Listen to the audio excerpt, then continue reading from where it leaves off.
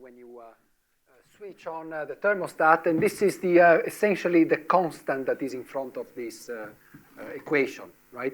If you want to define the dynamics of your friction, essentially you have to define how this friction is related to the imbalance in the temperature, or in the case of the pressure, how the change in volume is related to the imbalance in the pressure. So there is a constant here that you are supposed to give as an input in the code. Now, in the code, of course, you don't need this variable directly as an input in this way, but you give it in a slightly different way in terms of if this equation, if you are able to linearize this equation around the equilibrium condition, you will actually find out that this equation is an harmonic oscillation around the target temperature with a characteristic frequency. So in some sense, alpha defines the time scale of the oscillation frequency of the friction parameter. Okay? So you can relate alpha to the time scale of this friction readjustment to the to balance the temperature. Okay? And in fact, what you input in the code is a time scale, is a time or a frequency, depending on the barostat. So you will have to input a frequency, and that frequency or time scale is essentially the time scale according to which the thermostat operates. So if the time scale is too long, it will take a longer time for the thermostat to act on your system. If the time scale is too short, the thermostat will act immediately. However, it may not affect the lower frequencies, because the lower frequencies need a long time to be adjusted to the correct temperature. So the right way to fix that time scale is typically the average, a typical average time scale of the oscillations of your system. Okay? Your system has typically a broad spectrum of frequencies. You choose something that is somewhere in the middle of the spectrum of frequencies of your system. Okay? So in the input file of the code, we will actually input a time scale or a frequency, not alpha. I mean, it's written in this way because you can connect the dynamics to the time scale. Okay. Yeah. Right. A couple of other things connected with classical molecular dynamics.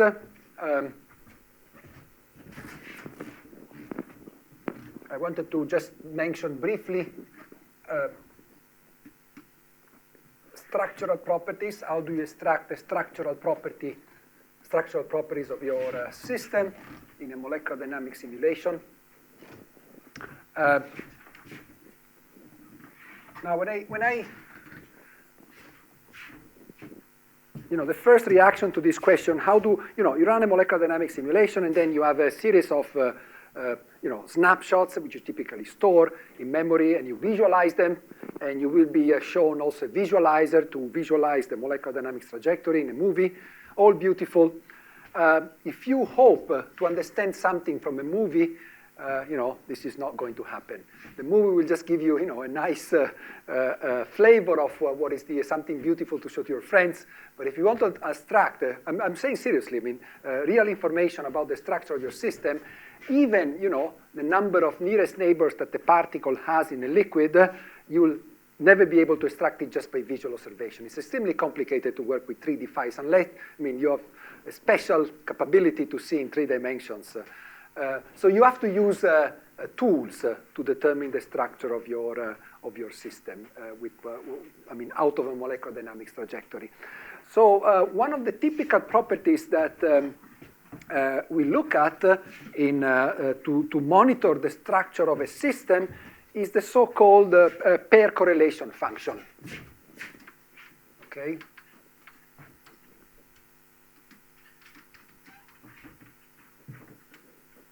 Pair correlation function, which is typically called G of R. What is G of R? I'm pretty sure that many of you are already familiar with this, so I'm talking to the ones who have never seen a pair correlation function. So what is a pair correlation function in simple words? You sit on a particle, you look around yourself, over the 4 pi solid angle, and you fix a distance from yourself, and you look at what is the probability of finding a particle, another particle at a distance r from yourself. Okay? And you do it, and you average over all possible angles around you. Okay, so you fix a distance, and you look at what's the probability of finding a particle at a distance r from yourself. So what does it mean in practice? Suppose you are in a diatomic molecule. So suppose you have a fluid of diatomic molecules, okay? Cl2, for example, liquid chlorine. You sit on a chlorine atom. You start at small distances, then there's nobody, of course, because the first atom is the one, your partner in the molecule. So you go up to the distance of the molecular distance, and then suddenly there is probability 1 to find another particle, okay? Then you go to a slightly longer distances, farther away from yourself, and there's again nothing, because there's very little chance, actually no chance, that another particle gets so close to yourself as your partner, the one that with which you share the same molecule. Actually, there is a probability, but it's very small. And then after a while, you go further away, you start seeing a final probability of seeing particles belonging, atoms belonging to other molecules. Okay? So if I had to say, guess what the G of R of liquid chlorine looks like, okay? Looks like, well, it will be essentially 0 here up to the Cl distance, and then there will be a very high probability that there is another particle at that distance, which is the chlorine-chlorine molecular distance. So this is the D, the molecular distance between two chlorine molecules, two chlorine atoms in a chlorine molecule. And then, of course, there will be other chlorine-chlorine molecules, and then you start seeing actually something which is in principle not 0 here, but it's finite. It will grow, and then there will be some sort of oscillations. And I'm going to discuss these oscillations in a moment. Okay? So the overall probability will look something like that, something like this. And in fact, there is another aspect that I can look at, and this is the integral of the G of R, which I typically call N of R. It's equal to the integral of the G of R in dr from 0 to R. This is also interesting because it tells me what is the number of particles that I find between myself and a distance r from myself. So if I try to guess what N of R looks like in this particular case, well, it will be 0 up to this point, and then it will suddenly jump to 1, right? So this will be 1, because I know with certainty that there is another particle at distance corresponding to the distance between the two chlorine particles from myself. And then it will continue to grow because there will be more and more particles belonging to other molecules. Okay? So the N of R is actually going to grow. Of course, with oscillations due to the fact that there is a correlation in the distances between particles. In fact, I can even say something more about that. I can say that in the large R limit, I know how this N of R grows, right? Because, the system will have an average number of particles, a given density. So this will grow essentially like the R cube of my system, okay? Because at very large values of the distance from myself, I will that sphere will contain a number of particles which will scale at a given density, like the volume of the time, of the sphere. So this certainly grows like N over R, like R to the third. Okay. Well, actually, I know the asymptotic. I can also say that this is 4 pi over 3 R times the density of particles in my system. So the volume times the density of particles in my system at very large values of R. Okay, so this is called the pair correlation function, and this is called the number of particles, it's the integral of the pair correlation function. But, this is a bit more trivial in some sense. And what is more interesting also because looking at the N of R sometimes hides some important details. Yes? 4 pi r square, yes, no. Yeah, there's a density somewhere. Forget about the factors here. In fact, there's a density here. The way it is typically defined is by having the density here, like this. Okay, because typically the G of R is defined in such a way that the asymptotic limit is 1. Okay, so that defines the normalization. So if this goes to 1, this is the volume, and so it's you know, that is the volume. Yeah, so it's like this. This is the correct normalization. Thank you. Yeah. So it's just a convention. The convention is that the G of R is normalized in such a way that the limit of G of R is 1.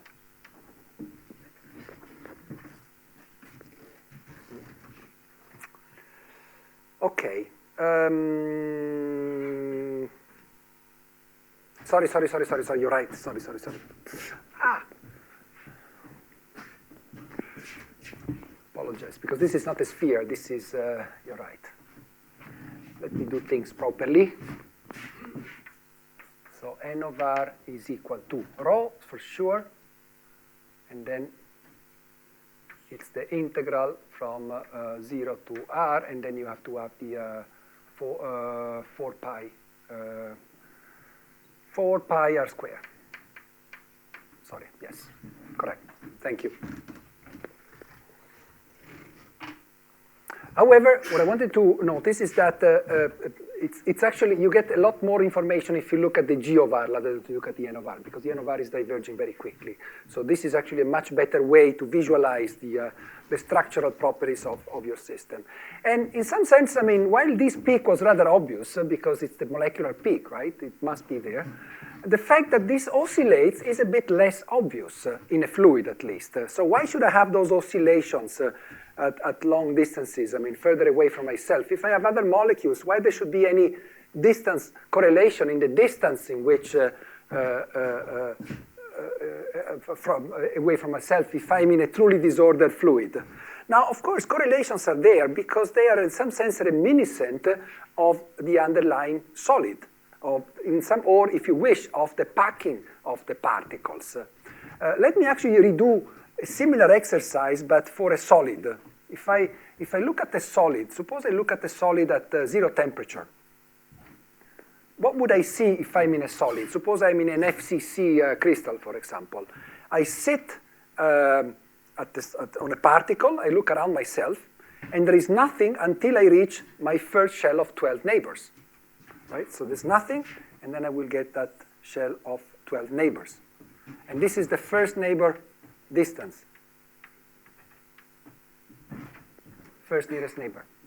Then, if I'm in an FCC, gosh, I have 6. Is that correct? Yeah. I have 6 atoms in the second shell. In fact, it's square root 2 further away. Okay, so this is the second nearest neighbor's shell. Okay, so I'm doing an FCC here. I'm doing the at 0 temperature. Delta function, I mean 12, 6 here, and then I will have a sequence of peaks corresponding to the third nearest neighbors, the fourth nearest neighbors, fifth, and so on and so forth. Now, if I now do a simulation of a solid at finite temperature, well, what I will see these peaks broadening, of course, because the distances will start to oscillate, so this will actually broaden, this will broaden, this will broaden, and so on and so forth. So at finite temperature equals, well, finite, these peaks will broaden into a distribution which will retain some oscillations. In fact, if I go at very long distances, far away from myself, even if I'm in a solid, you immediately realize that even if I'm in a solid with a well-defined structure, the oscillations of my particles will make all this, nth nearest neighbors peak to overlap with one another, and at the end of the day, I will end up with something which essentially has an asymptotic value of 1, like a liquid. Okay? So these fluctuations are actually reminiscent, in some sense, of the packing of the particles that you would more easily see in a solid. And it's, of course, a consequence of the fact that there is a potential keeping the particles together. So there's a lot of information that you can extract from the potential of interaction from these oscillations. And they essentially correspond to the first nearest neighbors, molecular nearest neighbors, the third nearest neighbors, and so on and so forth in the fluid, reminiscent of the structure of the solid. Here, of course, I've been using two different systems. Here is a molecular system. Here it's just a simple monatomic FCC system. Okay. How do you do in practice these calculations? Well, it's quite straightforward. You just discretize the space. So you discretize the space in intervals delta R, which you have to decide then the width of the delta R, and then you just monitor, right? You take a configuration, you look at how many particles you have at a given distance, and you start constructing histograms, essentially, right? Here you have one particle, here you have two, here you have one, here you have three, and so on and so forth, right? And you start building histograms by averaging over the configuration of your simulation as well as over the, over the particles in a single configuration as well as over all the configurations of your molecular dynamics trajectory. So after you end up this exercise, you will end up with a nice pair correlation function that typically looks something like that, okay? And this is done automatically. I guess there will be a small piece of code that will allow you to look at a pair correlation function out of your molecular dynamics simulation. Yes, pair correlation functions, however, are not necessarily enough to determine the properties, the structural properties of a system. For example, if you look at the pair correlation function of a hot FCC, a finite temperature FCC solid, and you compare it with the pair correlation function of an equivalent liquid using the same potential, so slightly above the melting point, you will notice that the pair correlation function is incredibly similar to the one of a solid. That is, if you look, for example, at the pair correlation function of a solid close to melting and of the liquid just above melting, in spite of the fact that this order is completely different in the liquid because there is diffusion, and if you take snapshots of a hot solid and snapshots of a hot liquid, the pair correlation functions look surprisingly similar. So it's actually very difficult to tell, just for the pair correlation function, whether something is solid or it is a liquid. Except, of course, if you're very close to zero temperature, in which case you'll see spikes instead of smooth curves, because the atoms, the particles are frozen close to the equilibrium position. So if you want to distinguish whether a system is a solid or a liquid, you have to look at dynamical properties. So you have to look at whether the atoms diffuse in the simulation. So the typical quantity you look at if you want to distinguish instead, and now I'm going to another quantity, is the diffusion coefficient.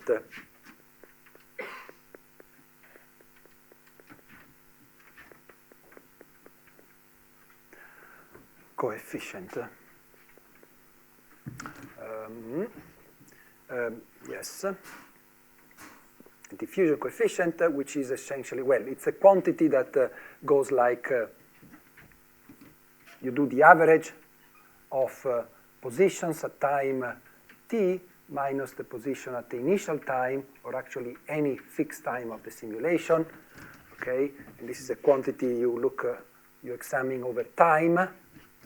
So essentially you look at how far away from the initial position a particle at time t is. And if you're in a solid, of course, this quantity remains finite because the oscillations are around equilibrium positions. If you're in a liquid, this value of R will start moving around and will start moving away from the original, from the equilibrium position. In fact, in a standard liquid, this quantity increases with time linearly with time, if you're looking at standard diffusion. So if you monitor this quantity d of t as a function of time, you will see that in a solid, initially, of course, it will slightly increase because from the initial position there will be a departure even if the atoms are oscillating, but then it remains stable. So this is a solid. If you're in a liquid instead, you will see this diverging essentially.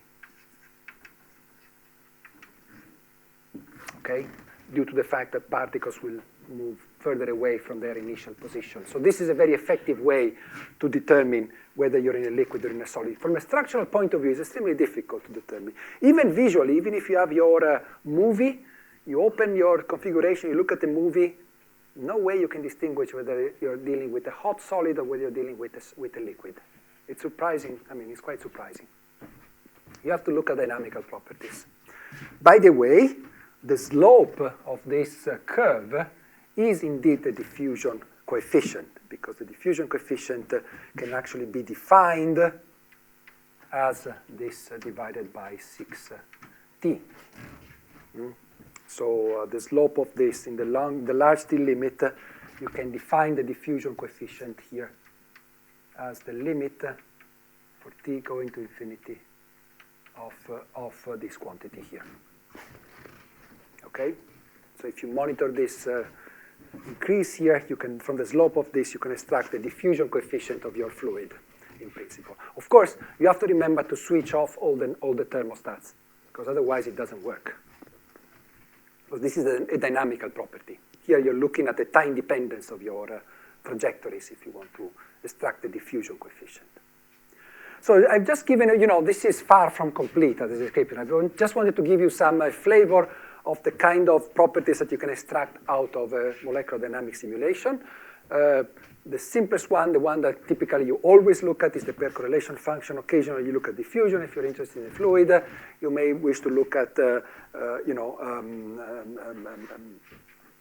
X-ray diffraction factors, the scattering factors, which are actually a Fourier transform of the pair correlation function. You may be looking at transport properties and so on and so forth. There are entire chapters in textbooks that describe how to extract the properties out of a real system. I don't want to go into the details of that because time is short. Okay, and I think I will stop here as far as molecular dynamics is concerned. And let me now move on to the ab initio part of the story.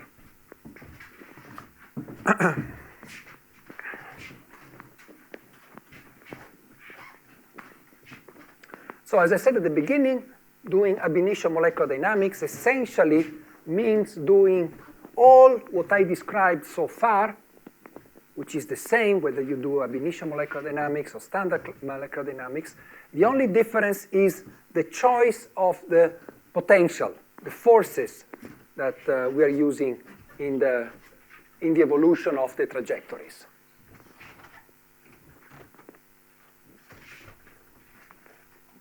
Okay, so I have to go back to to my original equation,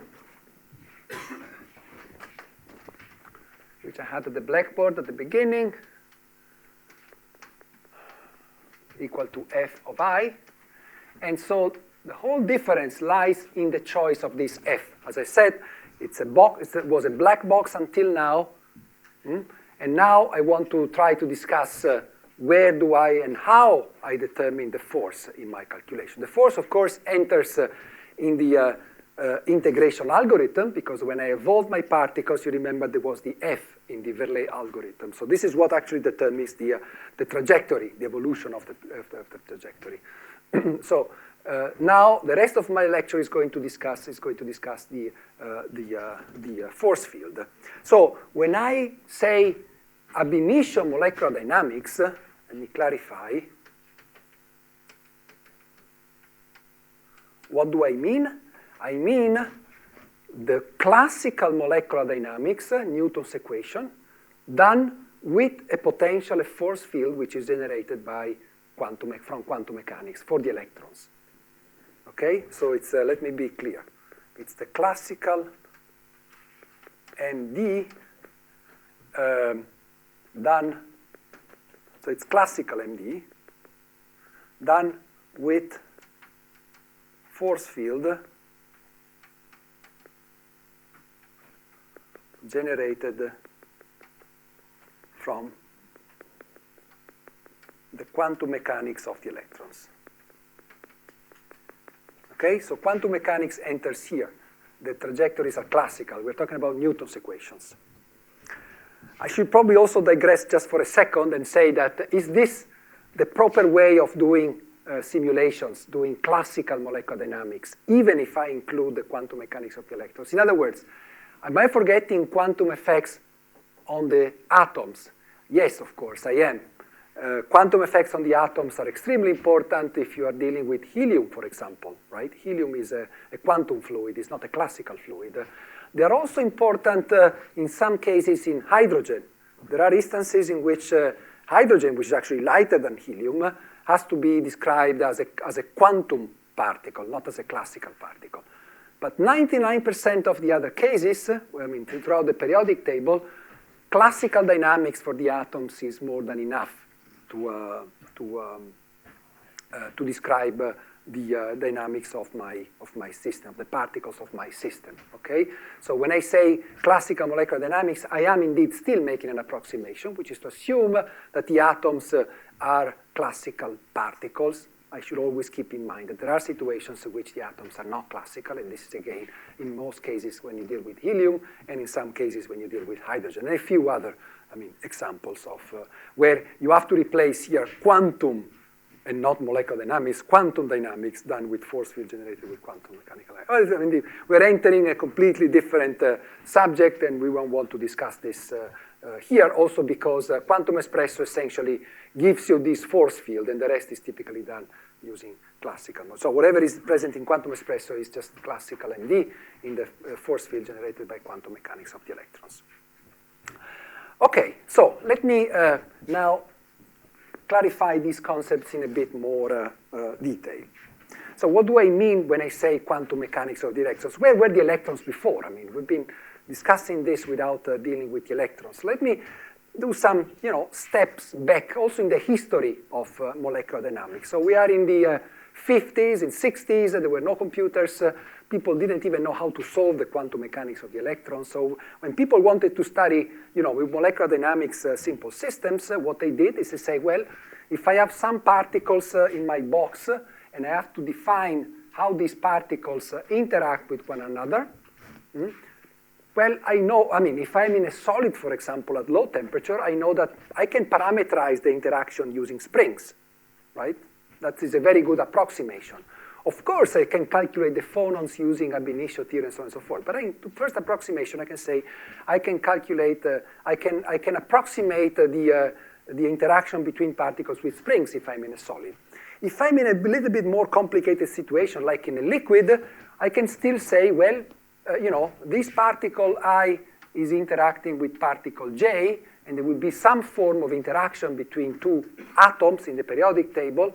Actually, I can even say, I can start, guessing naively. Remember, we're in the 60s, so we don't know almost anything about quantum chemistry. And I say, as a function of the distance between the particles, and if I want to determine a potential of interaction between I and J, right, there will be some sort of interaction. They take two atoms in the periodic table, and I look at the interaction energy between the two atoms. Now, I would say 99.9% of all possible combinations of atoms in the periodic table, I will end up with something which is repulsive at short distances, because atoms don't like to overlap, of course. They end up being attractive at long distances. In fact, I actually know exactly how this attraction goes. For neutral systems, this always goes like minus 1 over r to the 6th. If I'm dealing with two neutral systems, this is exact. Notice, I'm talking about any two pair of atoms, atoms in the periodic table. And then, of course, in the middle, there will be some sort of minimum here, right? So this is a bit universal. Any two particles will interact in some way. Where the details enter, of course, is in the equilibrium distance, and also in the equilibrium, say, value of the potential energy when they are together, when they form a bond, if they form a bond. But actually, 99.9% of the atoms in the periodic table do form bonds. They simply form bonds at very long distances. Take helium, for example. helium atoms like each other, but they are bound extremely weakly and at extremely long distances. If you take two carbon atoms, they like each other a lot, and they form very strong bonds at very short distances. So the shape, the qualitative feature of this curve is universal. The details, of course, will be different depending on whether which atoms I pick from the periodic table. So then what did people in the 60s did? Well, okay, if I want to determine the energy of my system, so if I want to determine forces, the force on particle I will have to be, is given by the derivative with respect to position I of a given potential, okay, which will be a function of all the particles. Right? This is just classical mechanics. And according to this, I could say, well, why don't you just approximate V just as a sum over pairs of phi, I, J, R, I. Well, actually, this is R, I, J. Okay? This was an extremely good approximation. It works well, for example, if you are in a solid at low temperature. These are spring constants. It works reasonably well also in a large class of liquids, say metals. This approximation describes interaction in a collective system quite well, and it was taken as the standard model for a long time until the probably late 60s, early 70s. What's wrong with this approach? Of course, then you have to parameterize this phi in order to match it with the properties of the interaction between the atoms in your system. Okay. Lennard-Jones is a typical example of this, right? Lennard-Jones is a simple parameterization which looks like this and only has two parameters, the distance and the equilibrium distance and the equilibrium energy. So there are plenty, thousands, millions of parameterization, different models for this. What's wrong with this? What's wrong with this, and now we know it, particularly you that come from an ab initio electronic structure community and calculations. Well, you know that if I determine the interaction between I and J, this term here, right?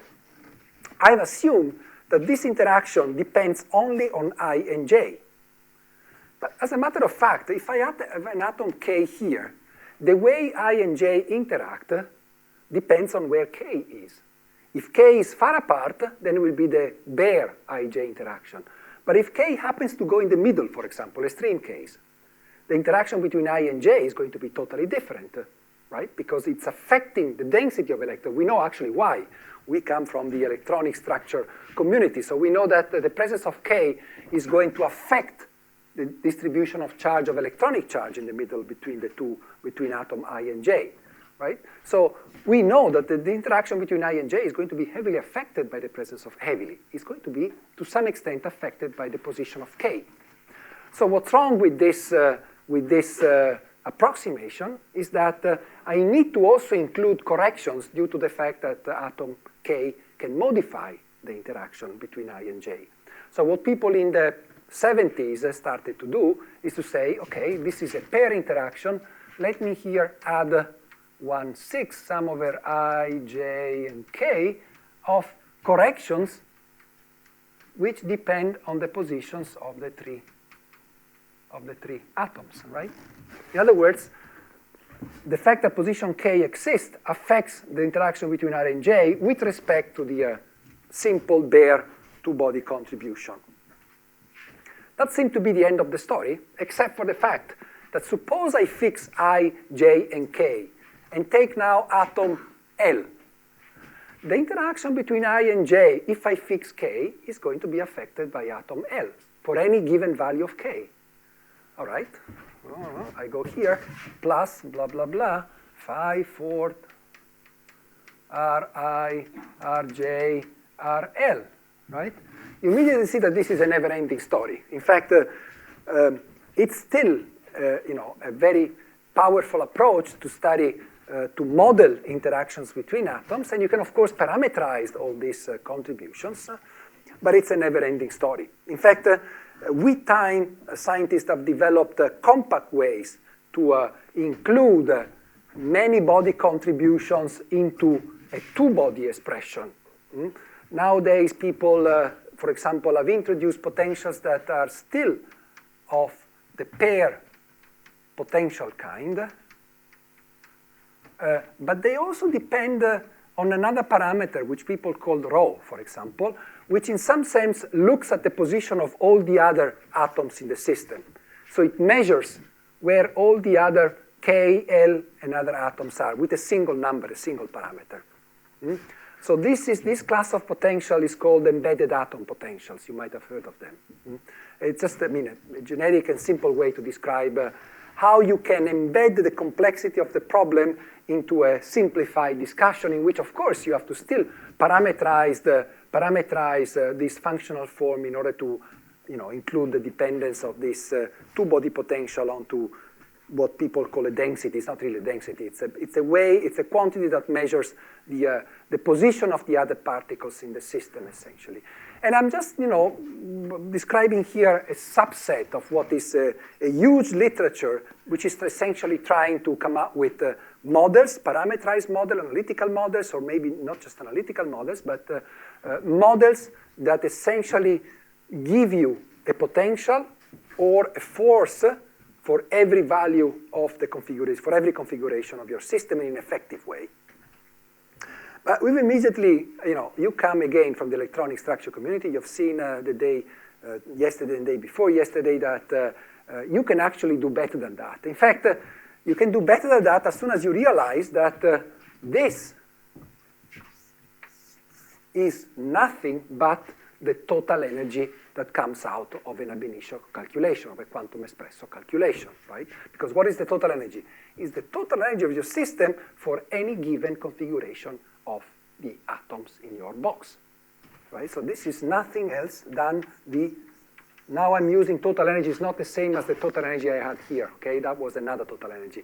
This is the total energy that you find in the output of the quantum espresso code with an exclamation mark, essentially.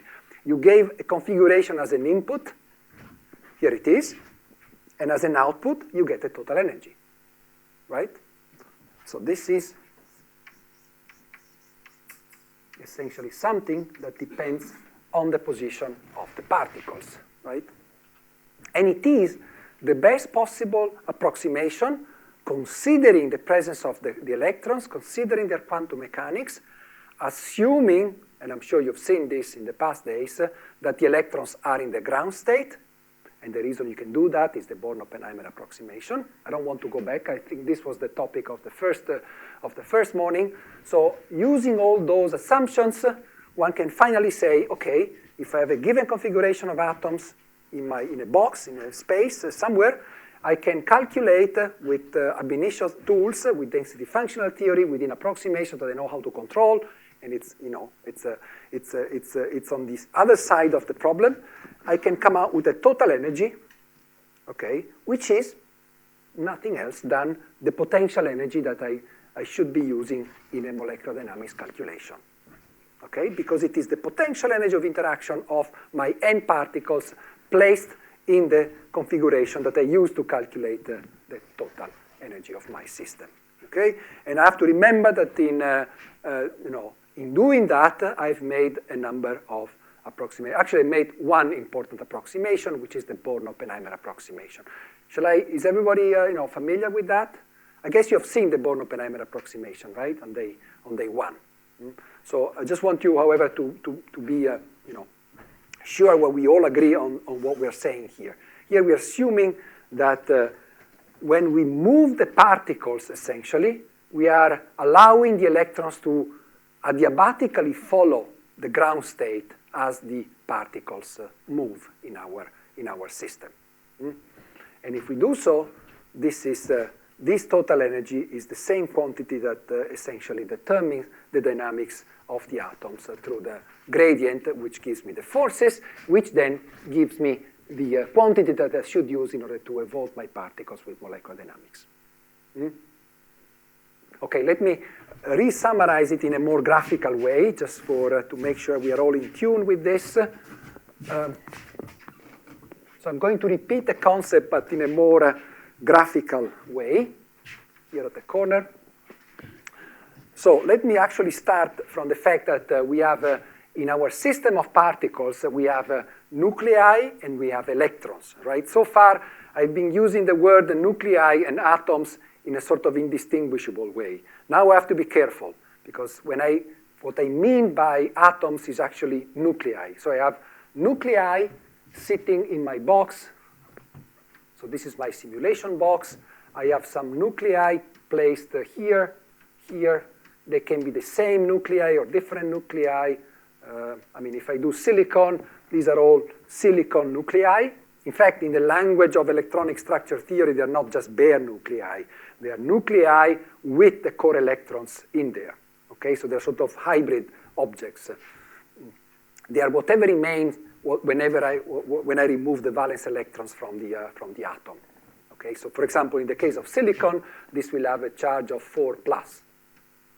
Okay, and not plus 14, as if it was a bare silicon nucleus. Okay, so if this is silicon, in the language of electronic structure theory, it's not really a nucleus. It's something that has the same mass as a nucleus, but has a charge which includes also the presence of the core electrons, which are essentially stuck with the nuclei and move together with the, rigidly with the nuclei. Okay, so my particles are, in an ab initio molecular dynamics, are the nuclei, which have a mass, my capital M, have a charge, which in the case of silicon is plus 4 electronic charges, and I have n of them placed in my box. And then I have, in the case of silicon, I have 4n electrons, right? 4 per number of silicon atoms.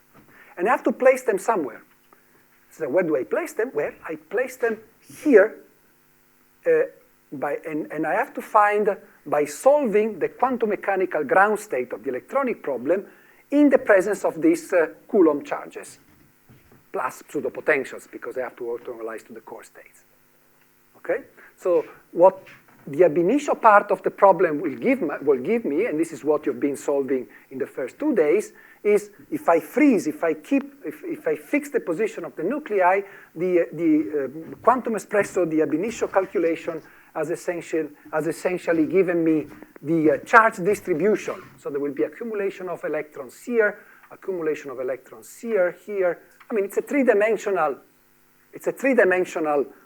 map of the electronic charge that will, of course, accumulate close to the nuclei, because this is where the potential is deeper. And it's the so-called ground state of the electron. So with the green lines, I've essentially represented the density of the electron, the electronic density, which is the ground state density.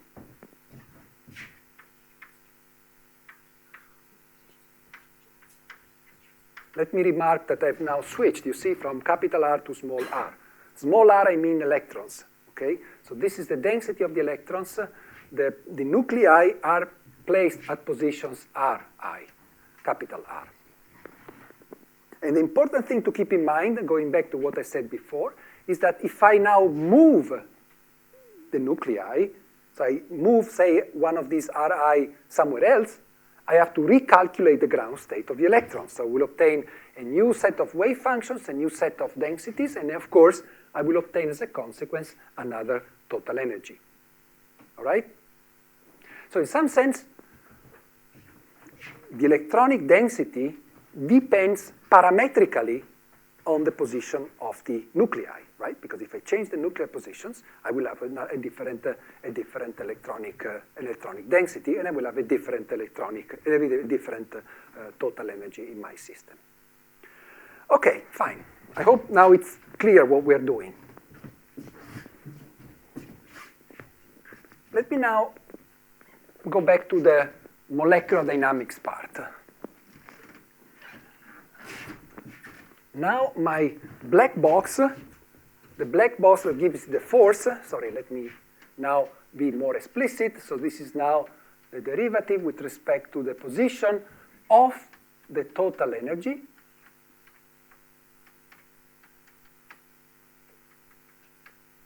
Okay? In the language of Abin, this is exactly what I mean by this statement here. Okay? It's the classical dynamics done on the potential energy surface determined by the electrons in the ground state. And the electrons following adiabatically the ground state of the nuclei. I'm not going to change language. I'm not going to say atoms any longer. I'm going to use the words nuclei and electrons, because atoms don't exist in the framework of an ab initio theory. Atoms are just, the way we picture a collection of nuclei and electrons, but in the real electronic structure calculations, atoms don't exist. We have a set of nuclei and a ground state electronic density all together, okay? So I'm now going to use nuclei and not atoms to define masses, positions, and charges. All right, so what do I have to do? I have my set of, I go back here. I have my initial set of positions. I start my molecular dynamics machinery. I start the first step. I need the force, so I calculate the ground state energy for the first configuration. For the ground state energy, I can calculate the forces. You've seen Hellman-Feynman, right, the first day, have you? Do I need to refresh memories about that? No, good. So from the total energy, you can also easily obtain the gradients of the total energy with respect to the positions using Hellman-Feynman theorem, so you can obtain the force. And the force is all you need in order to integrate the equations of motion. Remember, we wanted the black box. That's the black box now. Quantum espresso is going to be the black box that provides you with the correct forces to be used in the classical molecular dynamics evolution. So all what I said before remains valid, except that the black box is now quantum espresso instead of one of these classical force fields that I discussed at the beginning of this lecture. Okay, so what do I have to do? I have to start integrating my Verlet. I move the particles, I evolve them. There will be a time step, t plus delta t. At t plus delta t, the particles will be at a different position, particles, nuclei. So one step will correspond to changing, for example, the position of the nuclei slightly, here. Okay, here. It must be small, of course, because delta t has to be small and everything has to be, small enough that I will be able to integrate. So this will be here, this will be, this will be here, and this will be here. So I have a slightly different configuration of the nuclei now, of which I need to calculate again the ground state, because I need the energy, I need the forces for the next step of the iteration. Okay? So obviously, you see that doing ab initio molecular dynamics essentially means doing a large number of electronic structure calculations for every step of the molecular dynamics trajectory, which could be 10,000, 100,000, up to 1,000,000 times. So you have to repeat your electronic structure calculation, search for the ground state, a huge number of times along the molecular dynamic trajectory. In addition, if you do molecular dynamics, you typically deal with supercells, which are quite big, because you're including the effect of disorder. It is not enough to study a single unit cell with molecular dynamics, because you need to include the effect of disorder, or because you're studying a liquid, which requires a large number of particles. So ab initio molecular dynamics, just to give you a qualitative idea, is typically very time-consuming from a computational perspective, because it implies a large number of electronic structure ground state calculations, typically for large systems. So be careful every time you want to embark in a project that requires ab initio molecular dynamics, and make sure you estimate properly. It's actually very easy to estimate properly the time, the computational time that it takes, because it's a series of standard identical calculations. So if you have to evolve your system for 10,000 times, 1,000,000 times, it's just 1,000,000 times the ground state and electronic structure minimization for your system. Okay, so I was going back to this slight displacement of the nuclei, because remember, what moves is the nuclei. The electrons will follow adiabatically, and you will have to find the new ground state in the new configuration, with the nuclei slightly displaced. Now, at this point, there is an important observation that I have to make. We tend to think of an electronic minimization as something in which we place the nuclei in a place, we just throw the electrons there. We typically start with atomic orbitals, depending on the code, and then we find the minimum of the ground state by minimizing the electronic problem. It's different depending on the method we choose. You can use conjugate gradients, you can use the diagonalization, you can use several different ways to find the ground state of your problem. One thing I wanted you to notice, however, is that in this particular case of molecular dynamics, every time I move the atoms, I move them by a very small quantity. That is, in space, the configuration will be changed by a very small amount in terms of the nuclei, which means the potential for which I have to determine the ground state at the next step is not going to be so different with respect to the potential that the electrons felt before, except for the fact that the Coulomb potential have slightly moved in space. In other words, what I'm trying to say is that you can use a lot of information from the previous minimization in order to make the minimization of your next step faster. Okay? So it's not a standard electronic structure calculation, because in some sense, your simulation is going to be faster the more you can take advantage of the simulations, the previous steps, of the information you gain by finding the ground state in the previous steps, right? Ideally, if you think about it, if this is a smooth trajectory, you have densities evolving in time continuously, and it should be quite trivial to estimate what is the density at the next step, because the nuclei move in a very smooth way, in an adiabatic way, with respect to the electronic degrees of freedom. So if you have information about the previous, 10, 20 densities, it shouldn't be that difficult to extrapolate, even without knowing, what the nuclei do. Knowing where the electrons, the ground state, what the electronic density in the ground state of the next step will be. It's just going to be an analytic extrapolation of the electronic density in the previous steps. So this is to say, there's a lot of information you can use in order to extrapolate the density effectively for the next step. And if I can make a comment here, I hope quantum espresso developers won't have it with me, but one of the reasons why VASP is as efficient as quantum espresso is also because they have a very efficient way to extrapolate the density from the previous configurations. Okay. So let me now discuss this in a slightly different framework. I can start here. Let me now imagine the problem, and I'm going to abstract a little bit from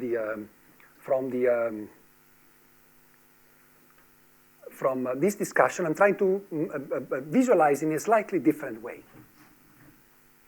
So let's imagine we fix now the nuclear positions. So the set of Ri's is fixed. And I'm finding the minimum, I'm finding the ground state of my electronic problem, okay? I can do it in many ways, but certainly we all know that the electronic problem can also be seen as a minimization problem. So if I think of it in the space of wave functions, it's essentially a minimization process in the space of wave function, or density if you're in a density functional context, or Kohn-Sham orbitals if you're in a density functional context. In other words, what I wanted you to notice is that, let me first write here something important, is that the total energy for a given configuration of the atoms is actually also can be seen as a minimum in the space of wave functions of something else, which is the expectation value of the Hamiltonian, which is a function of the positions, and the wave functions, right? In other words, the total energy is the result of a minimization process with a given Hamiltonian. Allow me to forget about the fact that this is a many electron problem. It gives some slight complications, but it's not really the core of the problem. Let's assume that my problem is not non-interacting electrons. Okay? So I have an Hamiltonian which depends only on the position of the nuclei, because depending on where the nuclei are, I will have different Coulomb potentials. And I have to minimize this with respect to the wave function of the electrons. Okay? So in some sense, this is the total energy can be seen as a minimization problem, of course, with the constraint that the wave function is normalized. I hope you'll allow me to be a little bit, mathematically not so precise in the rest of the discussion. Otherwise, I'll not be able to finish it. But anyway, I think we all get this, quite clear in mind that the total energy is the minimum of some wave functions in some multidimensional space, a multi-electron space, with an Hamiltonian there. In other words, I can write this also as the minimum of something which I now call E, which is a function. Let me now allow me to simplify the problem, the notation even further. By capital R, I mean nuclear positions, the 3n set of nuclear positions. By psi, I mean the full Hilbert space of the electrons, okay? So these are multidimensional spaces. I'm just trying to compact a little bit the notation. What I'm trying to say is that this total energy is nothing but the minimum with respect to the wave function of something, which is the expectation value, which depends on the position of the nuclei and on the wave function itself. So it's a minimization problem. I mean, in quantum mechanics, we do that all the time. And, okay? And if you now, let me now do this exercise. Show this ER psi, and here put psi, okay? Of course, I know this is not just a single dimension. This is an Hilbert space times the number of electrons. So it's a huge space. But let me collapse all this huge infinitely dimensional space into one direction. What do I need to find? Well, I need to find the minimum of this function, which is a function of the positions and of the wave functions. And this will be my ground state. Notice, I fixed. Okay? So in some sense, I'm seeing this problem parametrically. I fix this, and I find the ground state. So this wave function, of course, will depend on R, as well as the energy, of course, will depend on R. But this will be the total energy. Okay? This one here. And we've all seen different methods to minimize this problem. Again, we're in a multidimensional space, so with quantum espresso uses a variety of methods like conjugate gradients, Broyden, Fletcher, BFGS. You can actually do even steepest descent if you wish on the electrons. You can switch a flag and you can do a steepest descent. What that means is essentially is that if you start from a given wave function as a guess, okay, then you just go down by steepest descent until you get to the minimum of the problem. Now, if you see now this in terms of a standard optimization problem, we have a potential energy surface. We have a parameter which we want to optimize. Well, it might be useful to have the gradient of the potential we want to optimize with respect to the parameter, right? Because this will actually speed up our so what is the gradient? What is the derivative of, it's actually a functional derivative of the E over d psi. Because psi is, again, there's a function, is a Hilbert space. It's not, so let me use the proper, at least, notation here. So what is it? It's the functional derivative of this expression with respect to psi. So essentially, this is h psi, right? Right? This is a quadratic form. So obviously, I mean, the derivative of this is h psi. I shouldn't forget, however, that I need to keep a constraint that the wave functions are orthonormal. They orthonormalize at 1. So in fact, when I say this, I have to be careful because I have to find a minimum, not just of this, but also of something with the Lagrange multiplier that forces the wave function to be 1. Okay?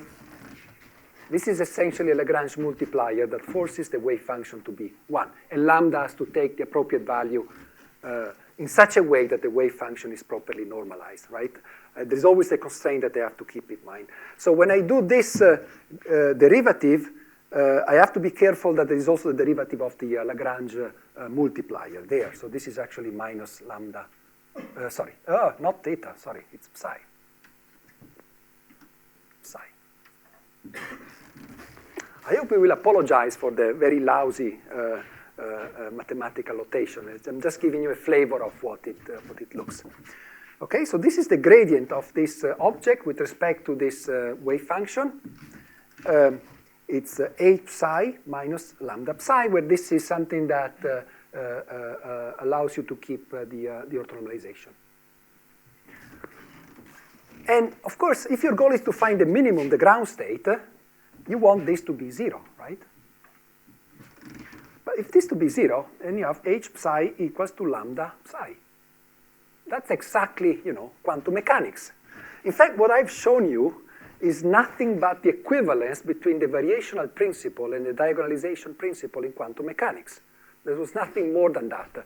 I was just building in a very short time the equivalence between saying that the quantum mechanics problem is equivalent, can be obtained from the quantum mechanical ground state, can be obtained from the minimization of the energy functional, or can also be obtained as diagonalization of the Hamiltonian problem. Of course, I'm assuming that it's a non-interacting system, but again, the details are just slightly different in case of an interacting system. And by the way, lambda turns out to be the eigenvalue, the energy of the system, as an obvious outcome of this exercise. In any case, if I'm here, however, this gradient is not going to be 0. Right? The gradient will be finite until I move to the ground state. In fact, if you do conjugate gradient to find the minimum, you're essentially exploiting precisely this gradient here, and you try to move your electrons, your wave functions, in such a way that finally you end up in the ground state of your system. This is what the algorithm is actually doing. And this will be 0 only by the time you go down to the ground state. So this is just to say you have different ways to find the minimum once you fix the configuration. And I've explained in a very simple way the possible different flavors of minimizations that you can use. You can do straight minimization. You can use the gradient. You can do conjugate gradients. You can do steepest descent. You name it. In fact, in Quantum Espresso, they're all available. And they all rely on the calculation of this h psi minus lambda psi, because that's the gradient that guides you towards the minimum. All right, so suppose you choose your preferred way to minimize the wave functions. You are here with a guess. So this is the guess. After some steps with your preferred quantum mechanical optimizer, you end up in the ground state of your system. Fine. Now, molecular dynamics. In molecular dynamics, you're going to now change slightly the value of the positions. So this is no longer fixed. You're going to change it. In this language, we're going to change slightly the Hamiltonian, right? So, in fact, this is what I've written here. This is a functional of psi, but also of the configuration. So let me now add, I hope you can see that, a third axis, which goes inside the blackboard, which is the R axis. Again, I'm collapsing 3n degrees of freedom into one single axis. So what molecular dynamics is asking me to do is to say, okay, fine, you found the ground state, then now let's move by a delta t along this axis, the nuclear configurational axis. Well, there will be, now the problem is to find the energy ground state in this, you're essentially moving by delta r inside the blackboard here, right? So I'm now going to try and draw this. You're going to have another parabola, which sits slightly in the back of the first one. It's in the back of that one. Of course, this ground state is going to be very close to the ground state of this system. So if I try to extrapolate psi, the ground state, going vertical, as we use the same wave function, is not going to be so far from the new ground state of the system. But the new ground state is going to be slightly different. So you'll be here, and you'll have to optimize your function until you get to the new minimum of the next parabola, of the next, functional of... and you'll essentially have to repeat this exercise over and over. Okay, you're just moving in the arc direction, and your goal is to essentially find every time follow this minimum every time, right? When you move into the r coordinate. And every time it is going to be a minimization problem, but you can take advantage of the wave function that you determined at the previous step in order to estimate more efficiently the wave function on the next step. This is what we call Born-Oppenheimer dynamics. Okay? So the red line is the so-called Born-Oppenheimer dynamics.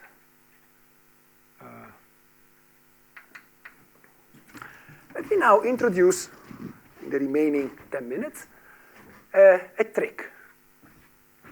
Let me begin by going back to the initial value of the coordinates, the first parabola, the white one, the one that stands on the front. I could have, if I had minimized my wave function using steepest descent, the steepest descent would have been equivalent to saying that I'm doing this, actually with a minus, sorry. Okay, when I do steepest descent, essentially it's like doing completely, so to minimize according to the gradient by essentially going down like the velocity. So by imposing that the velocity of my particle goes down to the minimum following the gradient of the potential as I move close to the minimum. Okay, if I had done steepest descent to find the ground state, the electronic minimum, I would have used an algorithm that essentially behaves like this, where of course this is the derivative with respect to a fictitious time. It's the algorithm time. In other words, every step I move along the gradient. Okay, I can rephrase it by saying that this is delta psi over delta t, where delta t is an arbitrary time step, is equal to this object. Okay, every time I optimize, I change my wave function, I do it proportional to the gradient. This is steepest descent, right? Which is equivalent to say that if I want to introduce a fictitious algorithm time, it's like saying that according to that time, the velocity is equal to minus the gradient along that direction. But if you continue to play with this, trying to imagine interesting tricks to play here, I can say, what if I do this instead?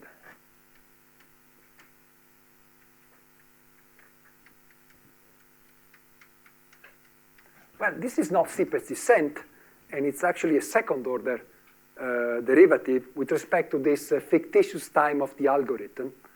What this is doing, if I had to guess, is that if I have my E psi r dc psi, and I have my parabola here, and this is the ground state, if I start from here and I use this algorithm, then, well, it's a boom, boom, boom, boom, boom, right? It's a second order differential equation with respect to time. This is the gradient of the potential. So essentially, I'm going back and forth like a classical object, back and forth in this space of the wave functions. Okay? I hope you can imagine this. It's all fictitious in some sense, because this is not a real time. It's an algorithm time. I'm introducing a dynamics which doesn't make sense for the moment, because what I really want to get to is to the minimum for a given value of the configuration. However, the reason this algorithm is very interesting is because if I start this algorithm at the second step, well, the oscillation will be much smaller, because at the second step, my estimate of the wave function is going to be, as I said, much closer to the ground state than the first time. So if I started this here, I would be oscillating very close to the minimum. I will never be at the minimum, but I will be oscillating very close to the minimum. At this point, what I can do, and this is now sounds a bit like magic, I can switch on both dynamics at the same time, the nuclear dynamics and the electronic dynamics at the same time. What I will obtain if I do that at the same time is something that essentially keeps oscillating around the minimum and will never be exactly at the minimum, but will be oscillating about the minimum. If I evolve nuclei and electrons using these dynamics at the same time. Well, you may ask, why am I doing that? In fact, I lose something very important. I'm never in the ground state of my problem, right? So Born-Oppenheimer dynamics looks much better because I'm always in the ground state of the problem. And this is what Born-Oppenheimer theorem tells me to do. Why should I keep oscillating about the minimum, without ever being exactly at the ground state? Well, the advantage of this is that the operation I have to do here in order to evolve this second-order dynamics is essentially a matrix by vector multiplication. I have a Hamiltonian multiplied times the wave function. So in linear algebra, in the formalism of the algorithms, this is essentially a matrix by vector multiplication, period. Every time I evolve dynamically with time my wave function. If I want to do true Born-Oppenheimer, every time I have to minimize, I have to find the minimum, which means, well, diagonalizing the Hamiltonian, or at least, performing several steps of electronic conjugate gradient minimization. So in some sense, I lose because I'm never exactly in the ground state, but I actually gain in terms of computational efficiency because I'm only doing a matrix times vector multiplication instead of doing several matrix vector multiplications in order to get to the ground state, or even a matrix diagonalization if I want to find the exact ground state. So of course, matrix diagonalization is much more expensive than a simple single matrix vector multiplication. Okay? So the algorithm in which we evolve simultaneously wave function and atomic positions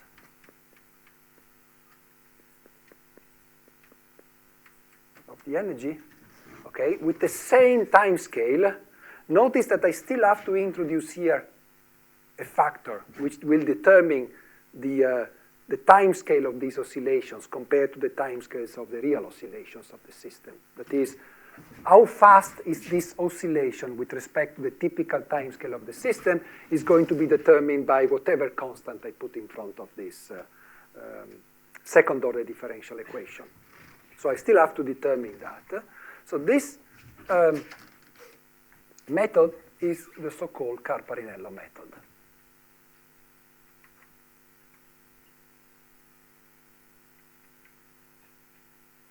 Which is clearly distinct with respect to the Born-Oppenheimer method, in the sense that you're never in the ground state.